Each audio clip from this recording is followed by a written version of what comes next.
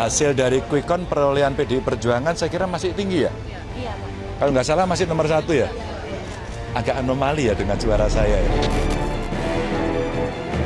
Janganlah teriak-teriak curang. Ada bukti langsung bawa ke Bawaslu, ada bukti bawa ke MK.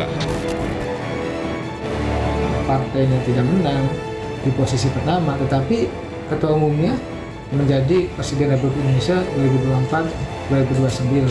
Ya, Gerindra senang saja, nyaman saja, tujuannya tercapai.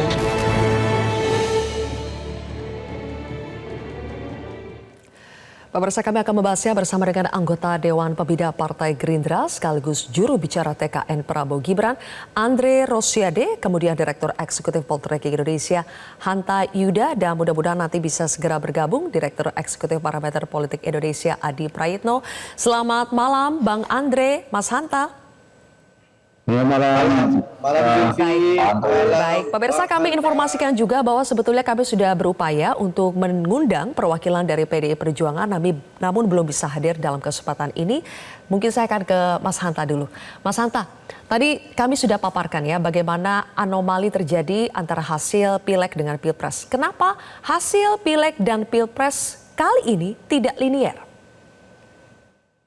Ya, ada dua fenomena yang menjadi titik tekan saya. Satu, karena tingginya split ticket voting, rendahnya pengaruh kotel effect. Itu poinnya.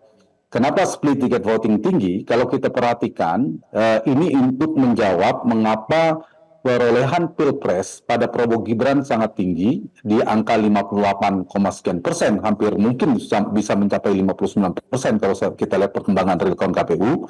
Sementara partai-partai yang sebenarnya yang mendukung pasangan ini tidak sampai di angka situ.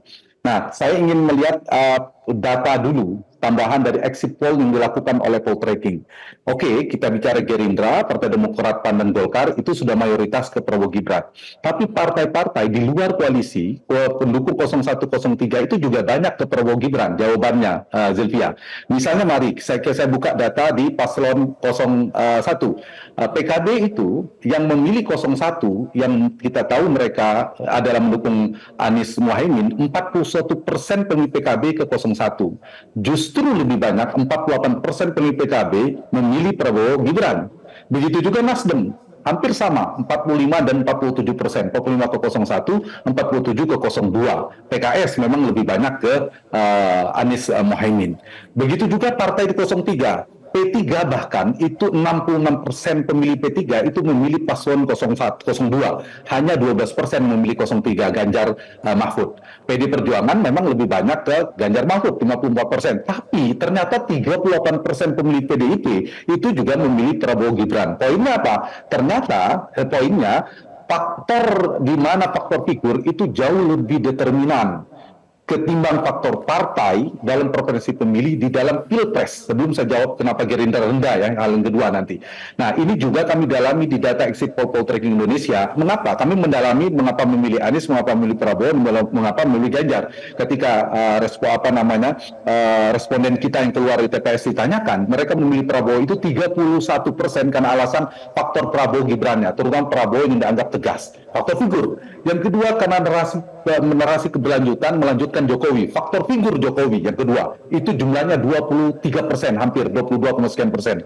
Yang ketiga, faktor program, terutama program makan siang gratis dan sebagainya ditambah gimmick gemoy itu sekitar 15%. Dan Zelvia, hanya 9% ini poin saya, yang mengatakan karena faktor partai kami mendukung Prabowo Gibran, katanya gitu, karena partainya. Jadi karena kesamaan partai. Jadi faktor partai di dalam Pilpres itu teruji kembali, sangat rendah, hanya 9% dalam temuan kami dan memilih Prabowo Gibran. Poin inilah yang menyebabkan mengapa ternyata perolehan di Pilpres itu jauh lebih tinggi ketimbang di partainya. Kan kalau kita perhatikan belum sampai 45% gabungan 4 partai. Mungkin ditambah dengan partai-partai yang belum tentu lolos di parlemen seperti PSI dan seterusnya mungkin mendekati 50. Tapi paling tidak ada margin cukup jauh dibandingkan Pilpresnya. Yang kedua, biasa ingin jawab kenapa Gerindra tadi kan soal split ticket voting yang tinggi tapi rendahnya efektivitas bekerjanya kotel effect atau efek ekor jas. Tadinya dalam pemilu concurrent election, pemilu yang serentak antara Pilpres dan Pileg itu kan diharapkan ada ikutan ekor jas. Kalau orang memilih pilpresnya A, dia akan memilih partainya si A. Itu kan ternyata tidak efektif. Tapi tidak hanya melihat Gerindra sebenarnya. Paling pas melihat kotel efek itu partai pendukung 02 semuanya, yaitu gabungannya. Tapi kalaupun gabungan kan tidak sampai ya Zilvia ya, dibandingkan 58% tadi. Nah, ini saya punya jawaban untuk Gerindra dulu. Kenapa Gerindra diprediksi harusnya bisa maksimal mendapatkan itu, ternyata tidak setinggi yang diharapkan, padahal partainya Pak Prabowo. Saya melihat evaluasi dulu dari taktis yang berjalan selama 2 bulan atau 1 bulan terakhir dan strategi kampanye. Pertama, Pak Prabowo itu memang menjaga keseimbangan, saya baca, di koalisinya untuk tetap solid dan tidak terlalu dalam tanda petik ya fokus sekali dalam memenangkan pilpres, tidak terlalu di partai.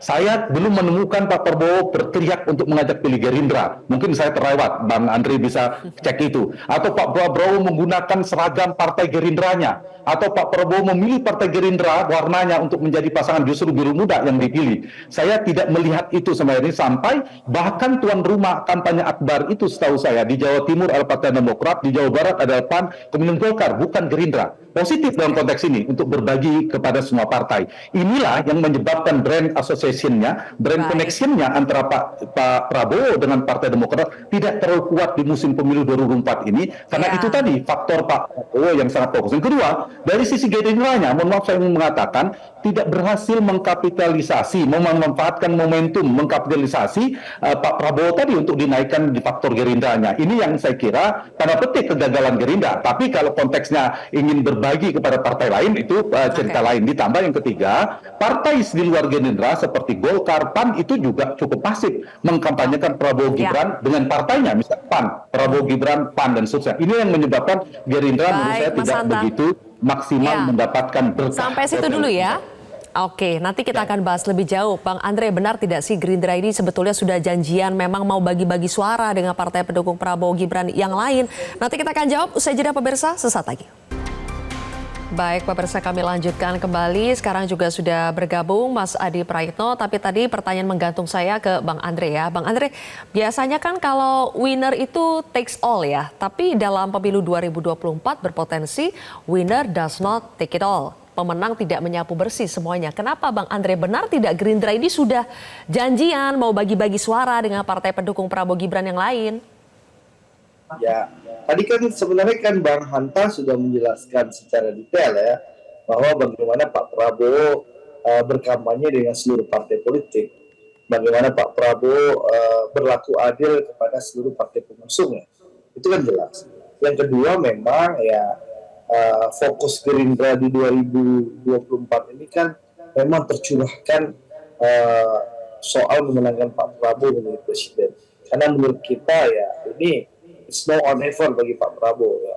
Dan cita-cita berdirinya Gerindra ini adalah ingin menjadikan Pak Prabowo menjadi presiden, karena kami punya keyakinan Pak Prabowo menjadi presiden, insya Allah Indonesia jauh lebih baik, Indonesia jauh lebih sejahtera, dan kita meyakini bahwa dengan Pak Prabowo menjadi presiden, beliau akan meninggalkan legasi terbaik dalam sejarah Republik Indonesia. Itulah tujuan berdirinya Gerindra, sehingga memang kami di lapangan habis-habisan. Saya ini ketua DPD Gerindra Sumatera Barat, juga ketua tim TKD Sumatera Barat. Bagaimana dari awal, dari mandat yang diberikan kepada saya sebagai ketua tim TKD, saya harus bisa melakukan mission impossible. Bagaimana Mas Anies sudah mengklaim kemenangan 80%, kami hanya mendapatkan 20 kurang dipotong Mas Ganjar, itu kan harus dikerjakan. Dan ini dalam 3 bulan setengah saya jadi Bang Toib nggak pulang-pulang ini, Zilvia, alhamdulillah dari 20 kita bisa meningkatkan nyaris 40%, ini patut kita syukuri. Jadi memang fokus kami memang di situ, itu harus kita akui.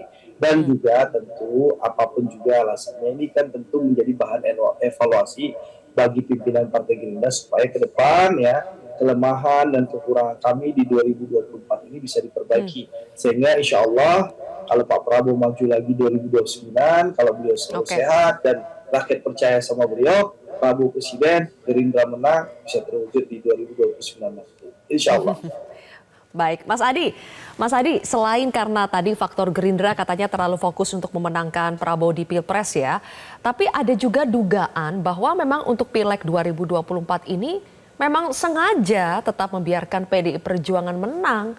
Ada tidak alasan yang bisa menjustifikasi dugaan ini, Mas Adi? Ya, saya kira dua hal, Silvi. Pertama, kalau bicara tentang Pilpres itu tentu beyond partai politik. Jadi yang memilih Prabowo, yang memilih Ganjar, dan memilih Anies itu sebenarnya adalah mereka yang tidak punya keterikatan terkait dengan partai politik tertentu. Jadi inilah sebenarnya yang bisa menjelaskan kenapa perolehan Prabowo itu dengan Gibran melampaui jumlah perolehan partai-partai pengusungnya. Nah, kalau kita coba iris satu persatu, kenapa Gerindra itu misalnya tidak mendapatkan kotel efeknya Pak Prabowo, bagi saya sederhana.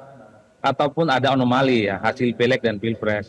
Karena memang sepertinya kawan-kawan Gerindra ini overconfidence bahwa efek Pak Prabowo itu akan memberikan faedah elektoral secara signifikan. Jadi tanpa ada upaya-upaya untuk melakukan kampanye yang cukup masif, kampanye-kampanye yang cukup signifikan, mereka meyakini otomatis akan mendapatkan dampak yang akan diberikan oleh Prabowo Subianto yang memang dalam Pilpresnya sangat leading gitu. Sementara pada setting bersamaan misalnya kalau kita melihat partai Golkar ini kan kalau mau jujur insecure dia tidak punya jagoan di Pilpres baik capres ataupun cawapres.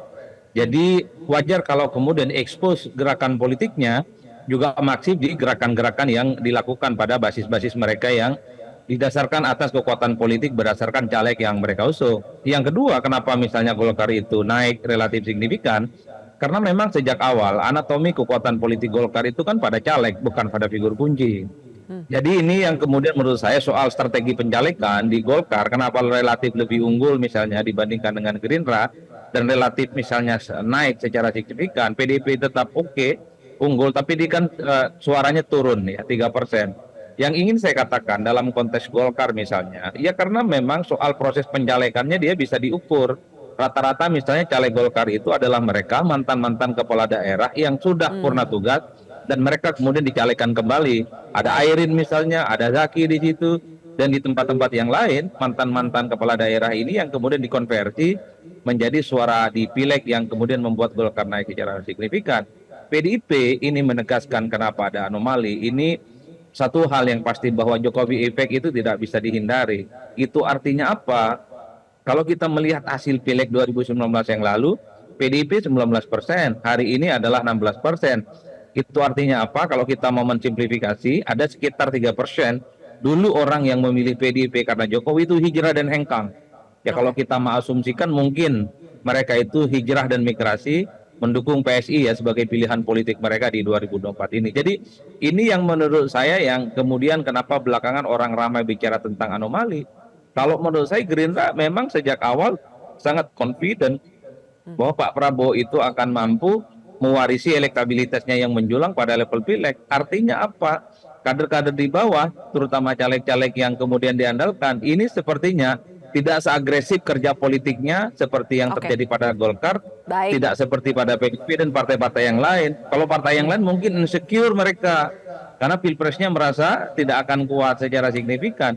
Inilah yang justru melipat gandakan kenapa kerja-kerja caleg itu jauh lebih dominan justru terjadi pada mereka yang tidak punya jagoan di Pilpres. Oke, baik.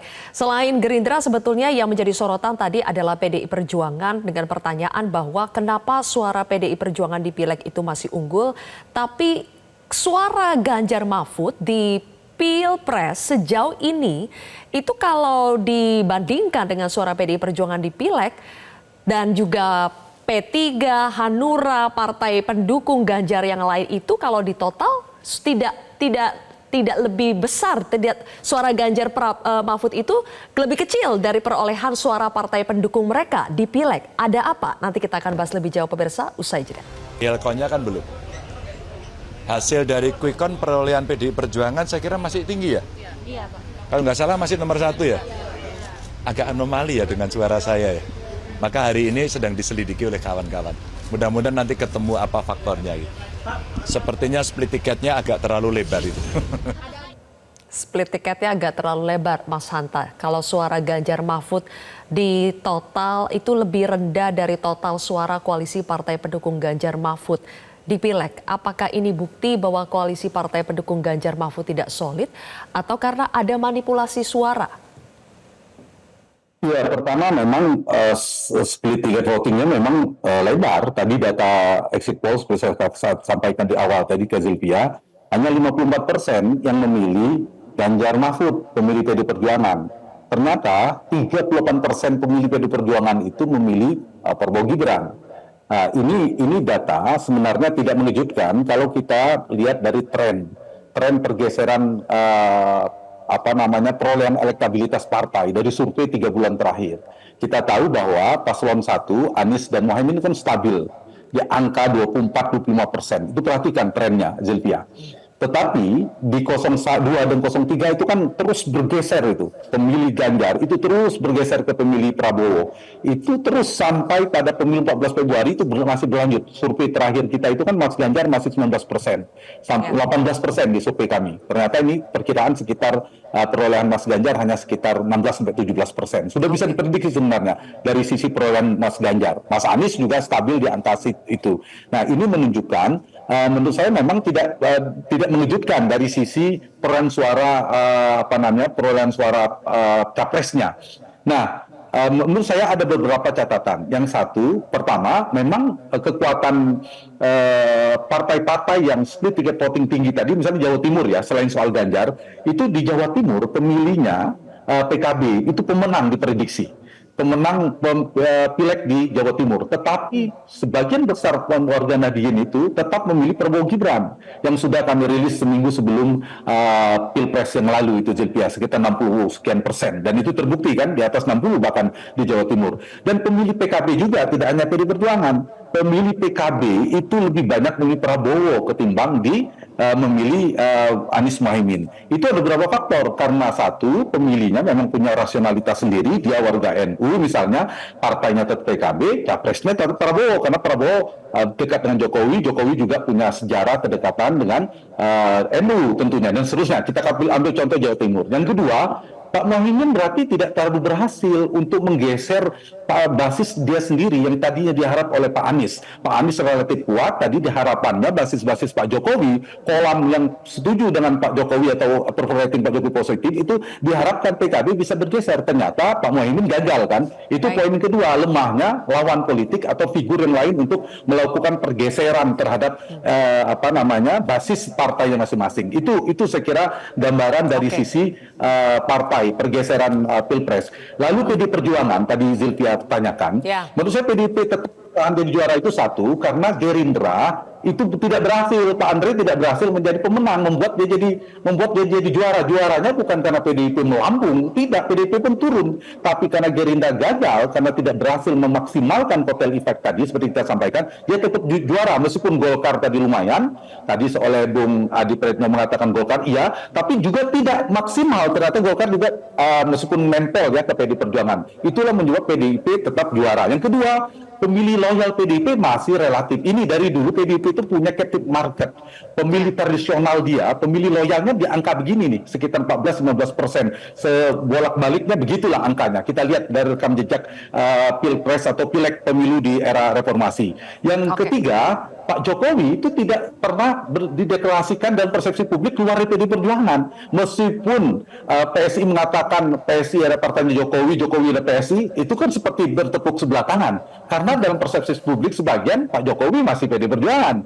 Dan yang keempat, menurut saya PSI gagal untuk menggembosi suara PD Perjuangan dalam konteks ini. Itulah menyebab PDIP relatif masih bertahan. Tapi apapun menurut saya konteks demokrasi baguslah. Pemerintahannya dipimpin oleh Pak Prabowo, kemudian Mas Hanta sudah menyinggung PSI, nanti kita bahas PSI lebih jauh ya. Saya sekarang balik lagi ke Bang Andre. Bang Andre, benarkah Gerindra ini terlalu pede, sudah yakin kotel efek itu akan datang dengan sendirinya tanpa Gerindra perlu bekerja keras karena capresnya Prabowo Subianto? Saya rasa tidak pede ya. Memang tadi kan sudah jelas bahwa kita mungkin terlalu fokus di Pilpres.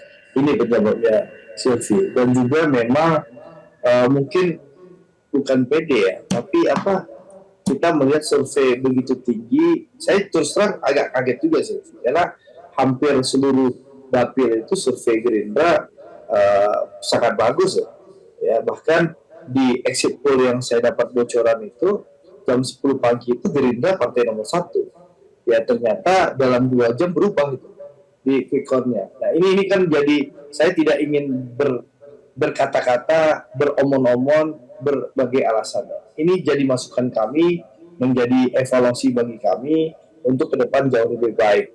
Tapi jelas Silvi, fokus kami di 2024 ini menjadikan Pak Prabowo menjadi presiden. Dan alhamdulillah ini patut kita syukuri, inilah keberhasilan Gerindra. Soal kursi, saya ingin tegaskan juga dari data yang masuk, informasi pimpinan, Partai Gerindra juga akan mendapat kenaikan kursi Silvi. Yang dulunya di 2019 sekitar 78, ini ada kenaikan sekitar 10-12 kursi. Ya, Oke, ini baik. mudah-mudahan akan terus bertambah. Ini informasi yang saya dapatkan dari pimpinan. Jadi intinya memang kami tidak maksimal, tapi alhamdulillah kami syukuri saja Pak Prabowo jadi presiden dan juga ada penambahan kursi bagi Partai Gerindra. Jadi saya tidak mau banyak alasan dan tidak mau banyak omong-omong ya.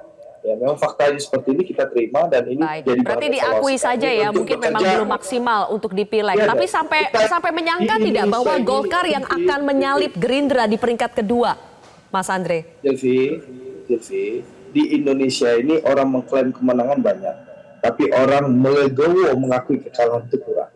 Dan Gerindra insya Allah mampu melakukan itu. Jadi kami memang tidak ada masalah ya. Sekarang kami melakukan evaluasi internal, itu yang pertama. Yang kedua, tentu ini akan jadi bahan evaluasi bagi kami. Lalu juga di 2024 ini, tadi saya tegaskan, kursi kami juga bertambah, Silvi. Jadi kita nggak kalah-kalah banyak betul. Kursinya Gerindra bertambah, tidak lagi 78. Jadi nggak ada kenaikan yang cukup signifikan, tapi memang belum bisa mengalahkan Golkar maupun saudara tua kita PDI Perjuangan. Ini PR kami. Terkejut nggak sih Bang Andre dengan hasil yang diperoleh Golkar sejauh ini? Apa? Gimana sih? Terkejut tidak dengan pencapaian Golkar di Pileg? Ya, tentu semua orang terkejut, bukan saya saja yang terkejut. Bang Hanta Yuda dan Adi Praitno juga terkejut gitu, dengan hasil itu. Ya, tentu ini kita apresiasi ya, bagaimana kerja keras Pak Erlangga dan seluruh teman-teman Golkar bekerja keras. Dan alhamdulillah ya, kerja keras Golkar ini menunjukkan hasil. Golkar menjadi partai nomor 2. Tentu kita apresiasi dan kita ucapkan selamat. Dan untuk kami akan lakukan evaluasi, lakukan yang terbaik. Mudah-mudahan insya Allah 2029 jauh lebih baik. Baik, oke. Nanti kita akan bahas di segmen terakhir dialog kita soal tadi yang sudah disinggung oleh Mas Hanta. Kenapa PSI gagal menggembosi suara PDI Perjuangan padahal sudah sangat terasosiasi dengan Presiden Jokowi. Sesaat lagi.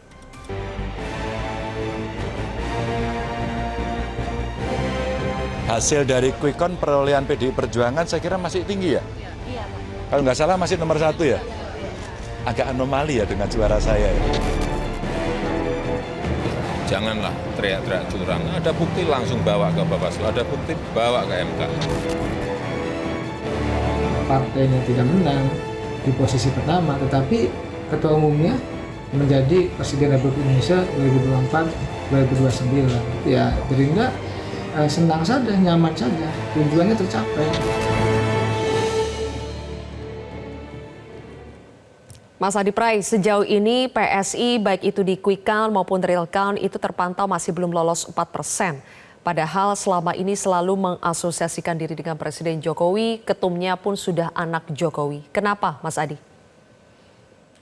Ya saya kira memang PSI itu bukan Jokowi, Jokowi itu bukan PSI. Jadi kalau ada orang yang mencoba untuk mengidentifikasi Jokowi dengan PSI itu saya kira salah total. Karena apapun judulnya, publik menilai bahwa PSI itu merupakan replika politik yang tidak beririsan dengan Pak Jokowi. Meski belakangan ada identifikasi ketika mereka itu mengamplifikasi begitu banyak atribut-atribut politik mereka, terutama atribut PSI sebagai bagian dari Jokowi. Itu yang pertama, Silvia. Yang kedua, bicara tentang pileg ya, ini kan bukan soal bagaimana menerjemahkan tingkat kepuasan publik terhadap Pak Jokowi. Ini murni soal pencalekan aja. Kalau kita melihat satu persatu, caleg-caleg PSI ini kan tidak sekuat calegnya Golkar, tidak sekuat calegnya Gerindra, tidak sekuat caleg-calegnya PDIP, dan caleg-caleg partai yang lain. Karena anatomi kekuatan politik di partai itu salah satunya ada pada caleg. Saya melihat satu persatu di setiap provinsi misalnya. Caleg yang dimiliki oleh PSI ini kan bukan mereka yang relatif punya pengalaman seperti Bang Andre Rosiade yang relatif ditanding di mana aja akan menang gitu ya. Ini yang mestinya juga dilihat oleh PSI bahwa mereka ini adalah harus diakui sebagai partai yang belum pernah pengalaman untuk lolos ke Senayan. Nah yang ketiga, kenapa PSI ini misalnya gagal lolos ke parlemen. Bagi saya cukup sederhana, mesin politik mereka ini hanya berkutat di perkotaan. Di desa-desa, nyaris kita tidak pernah melihat bagaimana resource dan kemampuan politik mereka itu terbangun. Kalau ada banner, ya, ada spanduk, ya, ada atribut, ya. Tapi kalau ditanya person dan orang-orangnya di daerah-daerah itu, di daerah pedesaan, nyaris kita tidak pernah berinteraksi dengan teman-teman PSI. Inilah yang kemudian menurut saya, kalau kita iris satu persatu, profil demografi pemilih kita 65% ada di pedesaan. PSI selama ini hanya berkutat pada kubangan kekuatan-kekuatan politik mereka di kota, itu pun kota-kota tertentu saja, tapi tidak seluruh kota dia kuasai.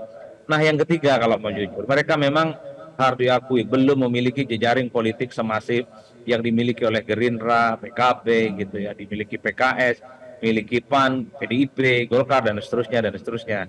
Jadi wajar kalau kemudian sehebat apapun mereka mencoba untuk mengamplifikasi kedekatan mereka dengan Pak Jokowi, mereka itu tidak sukses. Oleh karena itu bagi saya ini PR sebenarnya bagi partai politik manapun, terutama partai yang belum lolos parlemen.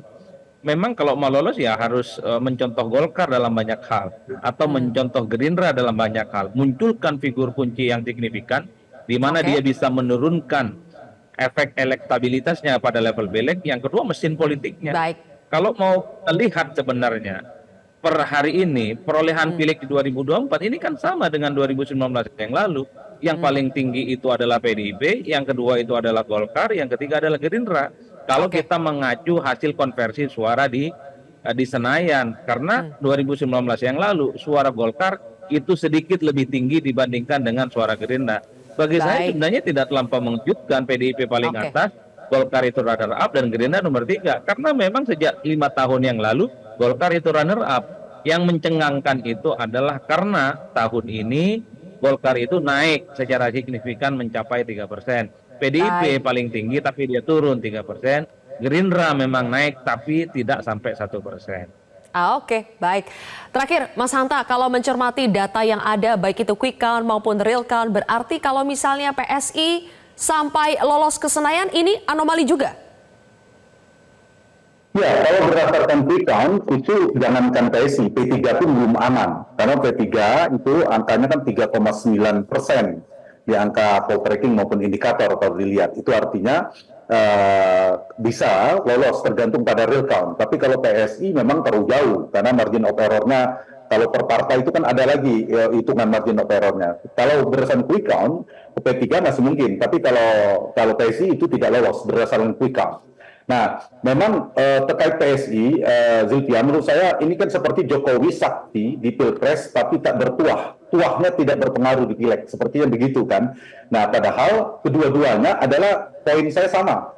Pilpres Pileg, ada Jokowi Junior. Gibran itu Jokowi Junior, putra Pak Jokowi. Tapi di Pilpres terkapitalisasi, siapa tidak bisa membantah. Membayangkan mengapa Pak Prabowo bisa menang di Jawa Tengah. Pasti faktor Pak Jokowi kan bisa menang di Jawa Tengah, karena Pak Prabowo tidak kuat. Tapi kenapa di Pileg ada putra Pak Jokowi juga, ada Jokowi Junior juga, namanya Mas Kaisang, tapi ternyata tidak efektif. Itu salah satunya karena Pilpres dan Pileg, seperti saya katakan di awal tadi, ketika Silvia katakan, Pilpres itu faktor figur itu sangat menentukan. Di Pileg juga sebenarnya faktor figur ya, tapi figur caleg. Nah, kelemahan PSI, satu, karena figur calegnya tidak terlalu kuat untuk bertarung dengan caleg yang lain.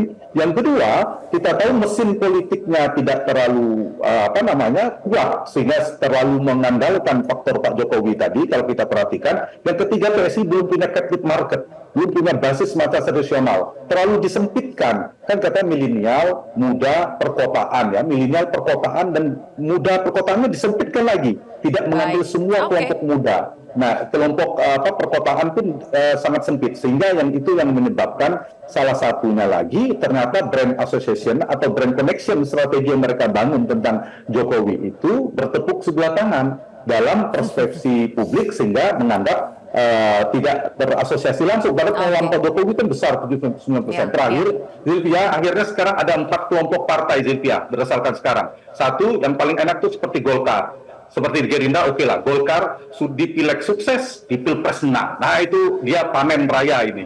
kelompoknya. Yang kedua, tapi juga bisa panen ini seperti partainya PKB dan Partai Nasdem. Meskipun di Pilpres diprediksi kalah, tapi di Pileg mereka mendapatkan posisi strategis. Ini menggiurkan bagi Prabowo Gibran yang akan memerintah, akan diajak digabung dalam pemerintahan. Yang ketiga adalah kelompok partai yang gagal di Pileg, tapi mereka sukses di Pilpres. Ya, contohnya PSI, partainya PBB, dan sebagainya. Mungkin dapat menteri, nggak apa-apa, nggak punya parlemen, minimal wamen lah nanti datanya. Yang mengenaskan adalah gagal di Pileg, gagal juga di Pilpres. Seperti Perindo contohnya.